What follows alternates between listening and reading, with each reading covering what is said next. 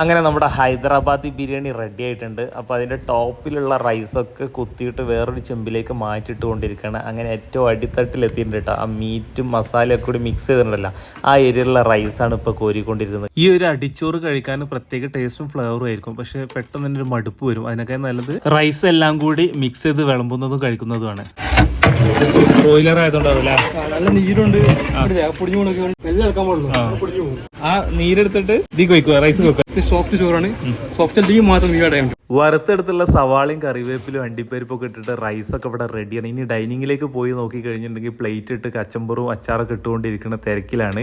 ഇനി ഇവിടെ തട്ട് വിളമ്പിക്കൊണ്ടിരിക്കണം. ആദ്യം റൈസ് ഇട്ട്, പിന്നെ മീറ്റ് ഇട്ട്, പിന്നെ റൈസ് ഇട്ട്, അങ്ങനെ ടേബിളിലേക്ക് വെച്ച് ഇനി ഇവിടുന്ന് എന്തെങ്കിലും കോരി വെച്ചിട്ട് ഇവിടുന്ന് വേറെ ആൾക്കാർ എന്ത് ചെയ്യും, അവിടെ നിന്ന് എടുത്തോണ്ട് പോയി. കല്യാണ വീട്ടിലെ ഈ ഒരു സിസ്റ്റം ഉണ്ടല്ലോ, അത് അടിപൊളിയായിട്ട് വീട്ടുമുറ്റത്ത് പന്തലൊരുക്കിയിട്ടുള്ള സംഭവം. അപ്പോൾ ടേബിളിൽ നേരത്തെ ഇരുന്നവരുടെ തട്ട് പ്ലേറ്റ് മാറ്റി കൊടുത്തുകൊണ്ടിരിക്കുകയാണ് ആ സുഹൃത്ത്. ഇവിടെ ചുറ്റും നോക്കിയിട്ടുണ്ടെങ്കിൽ ആ ഒരു കല്യാണ വീടും മുറ്റവും പരിസരമൊക്കെ ഉണ്ടല്ലോ, അതിൻ്റെ ഒക്കെ ഒരു രസമുണ്ട്. ഓഡിറ്റോറിയത്തിൽ ഈ ഒരു ഫീല് കാര്യങ്ങളൊന്നും കിട്ടൂല കേട്ടോ. അവിടെ വേറെ രീതിയിൽ